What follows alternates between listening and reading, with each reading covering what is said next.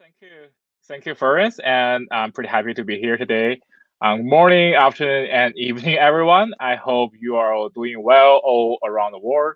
My name is Tianyu Su from the City Science Group at MIT, and thank you for coming today. I always feel excited to share our work on studying urban dynamics since I'm very passionate about learning about how people utilize and interact with our cities. First, let me briefly introduce some background of our work. How to understand the urban vibrancy and its relationship with physical spaces is always a complicated, rather valuable topic for urban researchers, since it have potentials to significantly influence urban decision making and urban design. But how can we observe these dynamic patterns?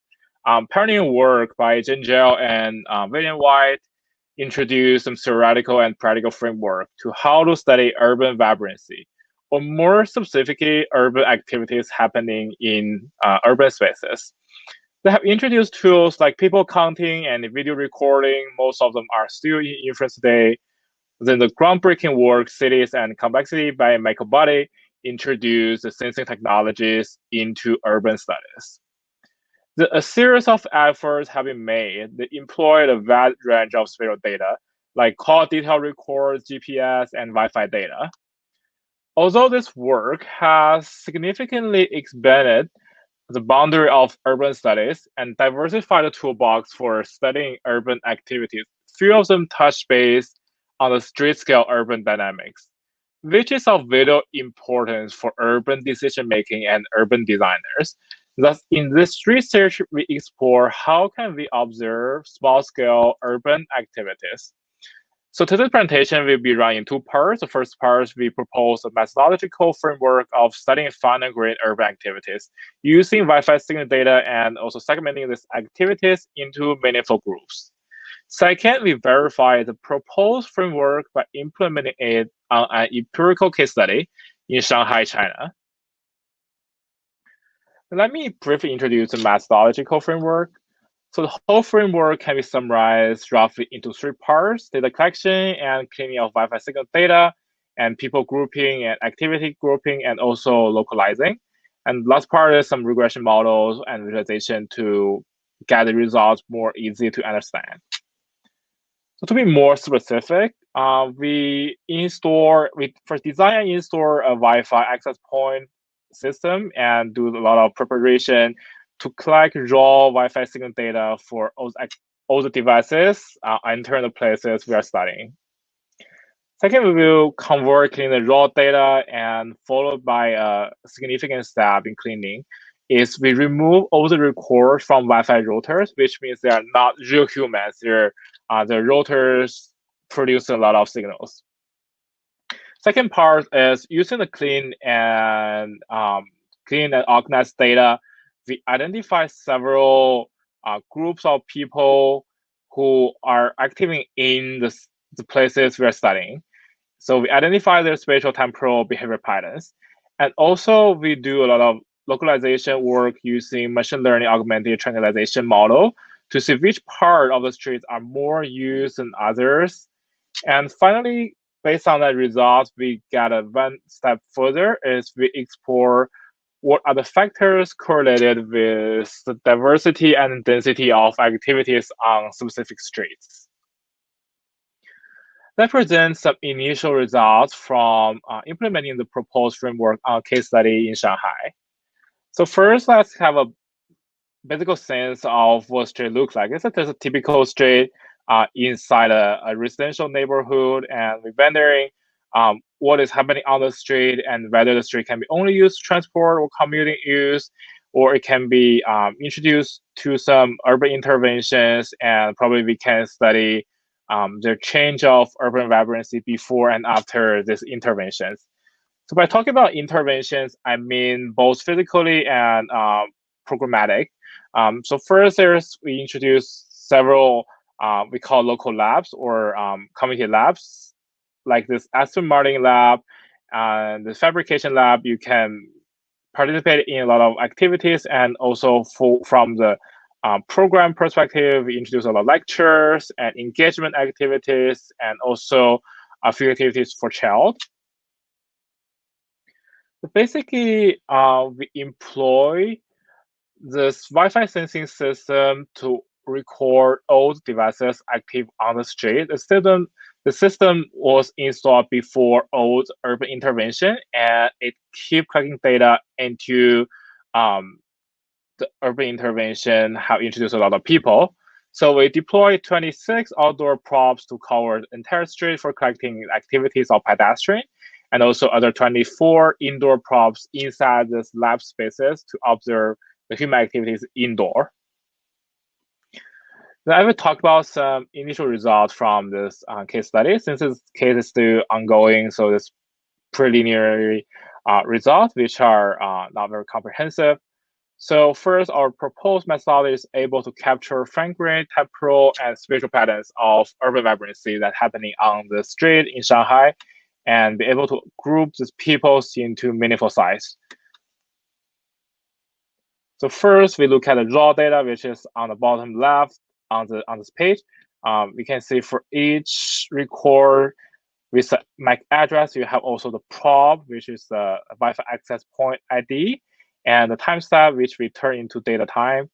And this RSSI means its connection intensity to each Wi-Fi access point, which we use to estimate the location of the device.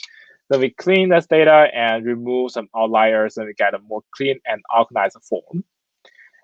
Then after removing the records from Wi-Fi router based on an IEEE MAC address list, the devices are divided into different groups following the rules outlined in this slide. We first use the day counts and then the work day count and sleep day count to get people into several sites, for example, living, working, visiting, and in each this big tab, there's several others, for example, live and work together and only live, and also commute. Then the different categories turn out to be have distinct temporal patterns. For example, if we look at the living side, people or like devices are mainly in the morning and late night.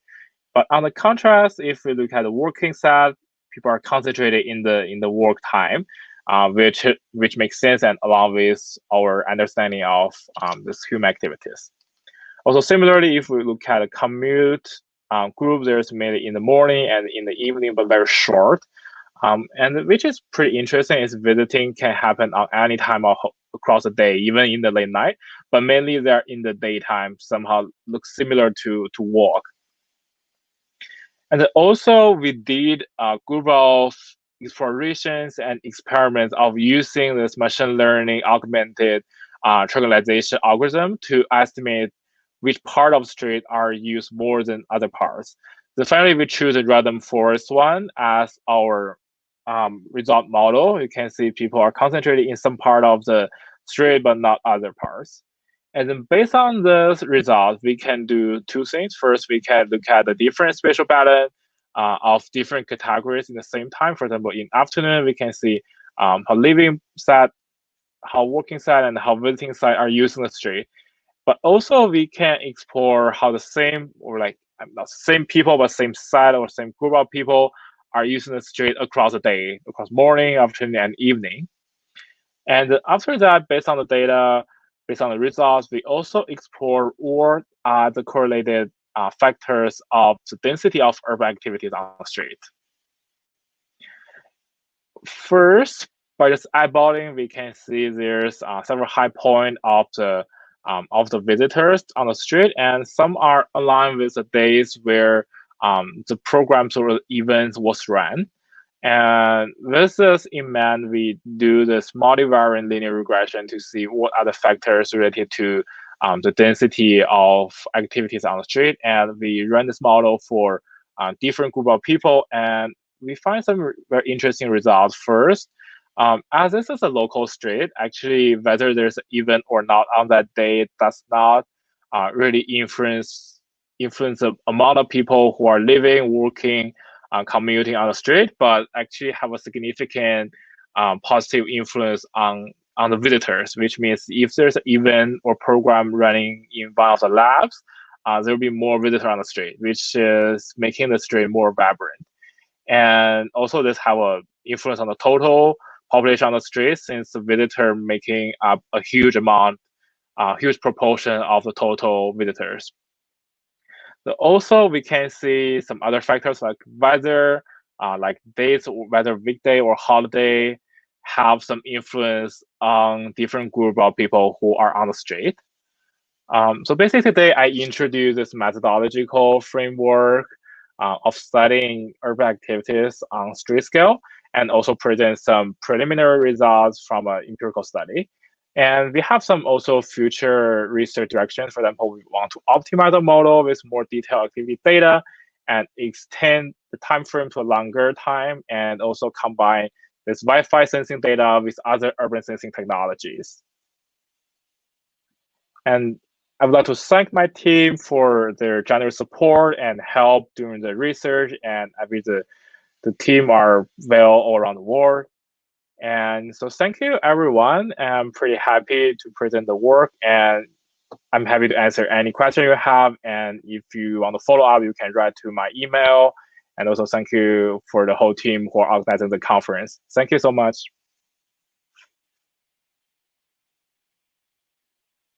Hi there, Tianyu. Thank you very much for your presentation. I think that we can probably squeeze in 1 or 2 questions because we've got plenty on the chat. Wow, yeah, for sure. So we have a question from Li Ming Tan, who asks, what if a single user has multiple devices logged onto a Wi-Fi network? So can you repeat the question? With a single use? Yeah, so if a single user has multiple devices logged to Wi-Fi. Yeah, I see. Yeah, that's a great question actually. Which we also think about. We basically based on our sense and also our on-site studies, we feel like it is pretty rare for people have multiple devices with them when they are on the street.